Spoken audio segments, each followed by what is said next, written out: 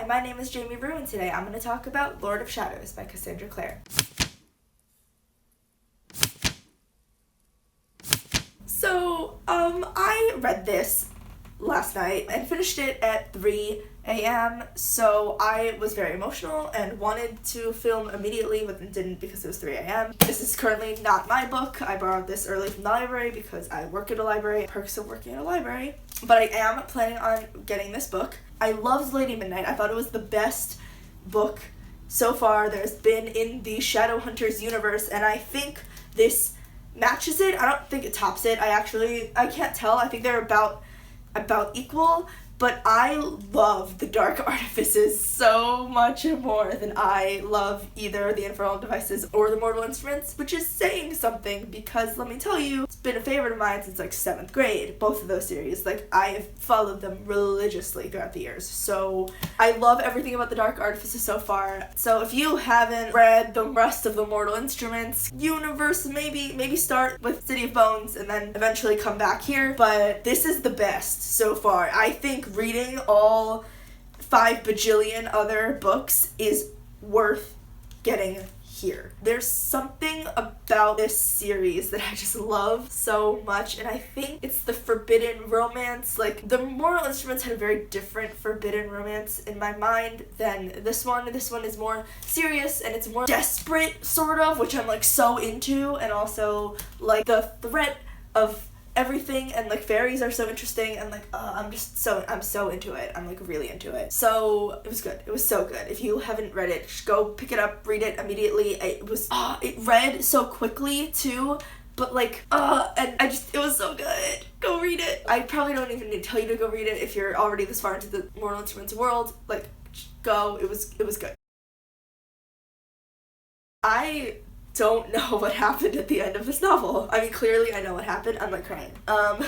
Clearly I know what happened at the end of this novel, but I don't want to I had both hands over my mouth and was reading and then was flipping the page and putting my hands back over my mouth because everything was so... First Robert died, okay? First Annabelle and her whole thing, and the cohort was like, no, you're unnatural and blah blah blah, which is like to be expected, right? Robert and Alec is so, and then Magnus, and then Alec is, but Magnus is hurt for some reason that we don't know about yet, and then Alec was like taking care of Magnus and like worried about him, and then all of a sudden he hears something about his father and has to go see his father, and then his dad is dead, and then it's like, oh my god, what's happening? And then like we focus back on Annabelle, and like Annabelle is going absolutely crazy, and like Julian and Emma are both doing whatever they can to stop it, and then all of a sudden Livy's dead. And what? I like couldn't form coherent thoughts. I reread that part so many times because I didn't know what was happening, and oh my god, Julian's gonna feel so guilty. That's what the entire next book is gonna be, is just Julian feeling so terrible, and I hope that Ty doesn't blame him. I'm pretty sure he won't blame him, but maybe he will.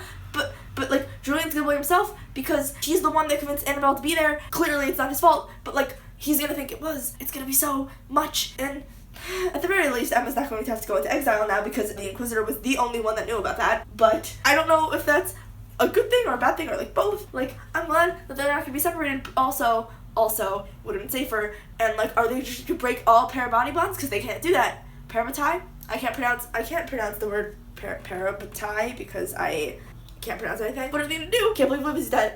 I literally was like reading it like crying. I felt like somewhat emotionally detached from this novel. I was still very, very invested as I read it, but I was more interested in seeing what happened, so I wasn't stopping and taking time to cry about all the cutesy scenes between Julian and Emma. I cried a little bit, but not a lot. At the end, when Livy, all I wanted was he just wanted to keep his family safe. I knew someone was gonna die. I thought it was gonna be Drew. I didn't think it was gonna be Livy. I thought that there was going I am so Cassandra Clare, why? Like, of all the people you could have killed. Oh my god, Julian's gonna feel so terrible.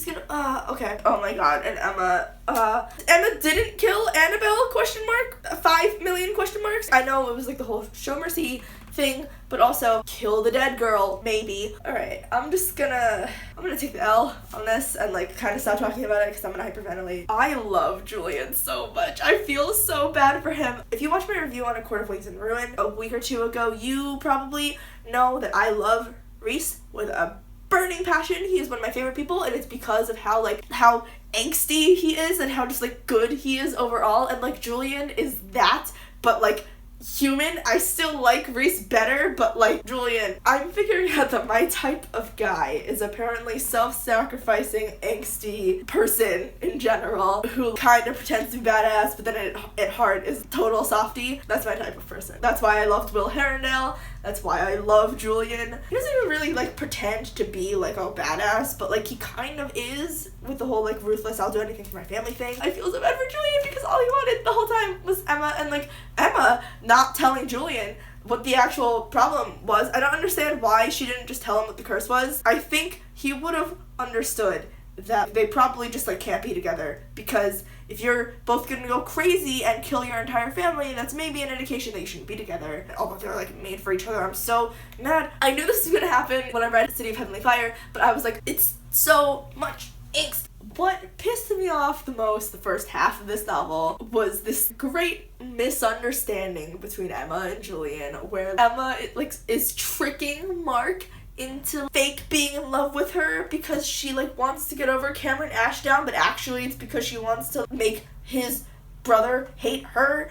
But then like it doesn't work, but then she thinks it works because of that fairy he kisses who looked like her, and then Julian's like, what did I do wrong? Why did you give us up? And then he doesn't understand, and then she leaves and then has to kill that one dude from the Unseelie Hunter people, and then they come back and she's like, I tried so hard to make you hate me, and then he's like, why would you do that? And she like breaks down and tells him, and it's like, why didn't you do that before? Because you could have saved yourself weeks of heartache. It would have sucked to not be together, but also he wouldn't be like tormenting himself and being like, what's wrong all the time. And also like maybe you could have like stayed like somewhat parabatized. And then Julian is all I want. I just want them to be together. They're so cute in the first book on beach. Oh my god. And then they were so cute in the cottage, even if it was Malcolm Fade's house, but like they were cute, and then like everything kind of broke, and then everything really broke, and everything is broken, and the book ends on just like you looking at this shattered portrait, and you're like, why did you end the book here? What? You could have ended it anywhere. You ended it there. What? Their refusal to use mundane anything confuses me, but mundane medicine confuses me the most. The lack of autism treatment, question mark, for Ty, and then also like the whole trans thing with Diana, like not accepting autism and not accepting trans people fit very well with the whole traditional clave thing, but the lack of human medicine just bothers me a little bit. Like, I get that Shadowhunter tried to hide that sort of stuff, but also maybe care a little bit more about your people, like a little bit. I guess that's sort of the dynamic that you see shifting here, is you're seeing a rise of human rights sort of happening. It's very interesting to read, because you're reading about the society that's so very, in comparison to the society that I live in, that I see, and it's very interesting to see it shift. I think there's going to be a polyamorous relationship between Christina, Kieran, whatever, and Mark, but I'm also not totally sure if it's just gonna be Christina and Mark, or if it's gonna be Mark and Kieran, or like Christina and Kieran. I don't know. I think it'll just be the three of them, especially from what Emma was observing about the three of them being together, sitting together. I feel like it'll end up being the three of them. Also, it'll be exactly what a friend of mine always jokes about. Like, why is there a love triangle? Why can't there just be like a polyamorous relationship? Well, maybe Cassandra Clare's trying that. I've browsed a lot of fanfiction for The Dark Artifices, and a lot of it ships Kit and Ty, and I didn't understand what it was, and then I read this book and then I understood, and I was like, oh my god, okay, so this is like a real thing. I think it's gonna be a real thing. Anyway, I'm pumped for it. And also Kit accepting that he's a Herondale, I'm so into that. And also, I don't know what about him it was. I don't love him and I don't hate him yet, but like there's this one, looking at the cheerful faces around the table for a moment, Kit hated his own father. for destroying his ability to ever believe someone might be willing to give something for nothing. If that's not Kit's personality in like 2.5 seconds, I don't know what is. So, oh my god, well, wait, no. Okay, so we hear that Jace proposed to Clary, but then Clary refused because she feels like she's gonna die and she doesn't want to. I don't understand the mentality of like, it'll be better if we're not married, it'll hurt him less. I disagree entirely. Maybe not do that. Also, what if Emma dies? Clary, what are you gonna do? You should tell more than one person. Either that or Emma should tell Julian, because like someone in there needs to know so that Jace knows why Clary isn't marrying him. Also, Clary better marry Jace. Not that like people need to get married, but like they so clearly want to get married, and like that was a whole thing where I just okay, Clary can't die, basically, is what I'm saying. If Cassandra Clare kills Clary, I'm not reading her books anymore. This can't happen. Like, of the things that can't happen, this can't happen. No, actually, you know what? Of the things that can't happen, Magnus can't die. This can't be a thing. Magnus cannot pass away. Ever. He's immortal. What the fuck? Of the things that aren't allowed to happen, immortal dude who has been in every single series so far cannot die. This is the thing that can't happen. Especially not when they just started a family. He and Alec are the cutest. I don't want to see that happen to Alec because he just lost his father, who I have mixed feelings about, but who still definitely shouldn't have died because he kind of made up for his like crappy actions throughout like all of the Mortal Instruments series. Like he kind of made up for it a little bit. They were like Alec and he had finally sort of formed like a semi-decent relationship, and like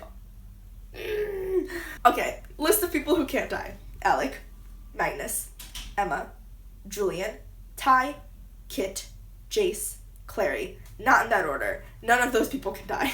I kind of don't care about the rest. If one of them dies, I'll be sad. Of course I'll be sad. But mostly, I'll be glad that, like, my favorite people in this world didn't die. I can't believe Malcolm Fade wasn't dead. Like, I was so sure he was dead. He was dead.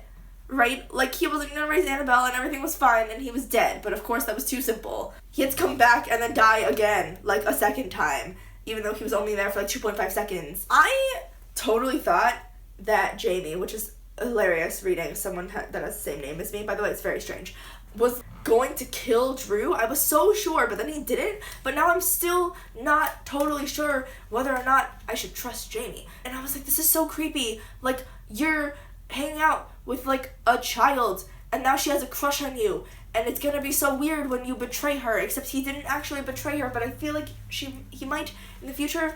I don't know. This thing between Diana and Gwen, very strange, very cute. I like how he was like immediately enraptured and like threw an acorn at her head, ? As if like that wouldn't be totally offensive. And then Mark's like, no, like that's like a good thing. Whenever you see Diana's perspective talking about Gwen, like she was so blasé that I really wouldn't think that she cared at all, or that she wanted to be in any sort of active relationship with a person, because she seemed so bland, but then she isn't. Also, Helen is back, even though not under the best circumstances. I'm assuming that she's back because Libby is not. I'm assuming that's what happened. I just got goosebumps everywhere saying that Libby's not alive anymore, because I still can't believe that Libby is gone, because what? She and Ty were like, and then Kit, I hate Zara so much. She can go burn in hell along with the rest of her cohorts. I'm so not into it. Okay, so here's the thing. The end of City of Heavenly Fire, where Magnus stands up and is like, you know, humans have had these wars before where you punish someone too harshly and then they want to retaliate against you, and like the whole thing of show them something other than hate and you may get something other than hate in return. Very clearly a World War I reference, right? This is World War II. This is it. This is it. Except clearly not like following World War II, but this is where it's culminating, and it echoes what's happening in like politics today so well that I kind of wanted to scream a little bit reading it, because the whole bigoted harkening back to a golden age that didn't actually exist thing rang true here. This is kind of what I think literature, even if it's not fancy like literary fiction, this is what I think fiction and books can do is that they can project your society back at you, fictionalized in a form that makes you think, oh yeah, that's not right, and then you can apply it to like real life. That's what I really, really love about fiction, and why I think reading and art in general is so important, is that it can show you a mirror of what the actuality of life is. Not everyone seems to know that, but I am glad that Cassandra Clare does that. But yeah, this book is where we are at.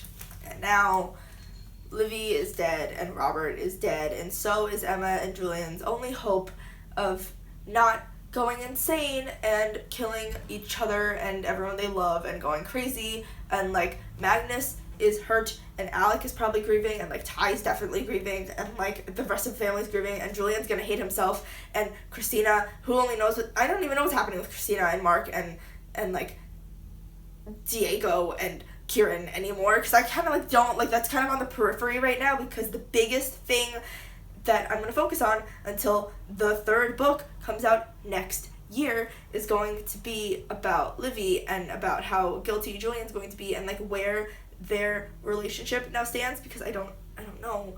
And also, like, are they going to listen to anything Annabelle said now that, like, she killed the Inquisitor and turned out to be absolutely batshit crazy? Also, Mortal Sword broken? I just like, totally slipped my mind. Mortal Sword is broken? How? What? How does that even work? How did Cortana break the Mortal Sword that was forged by an angel? I mean, like, I know that, like, Cortana is also very powerful, but, like, I didn't know it was that powerful. This book was a lot.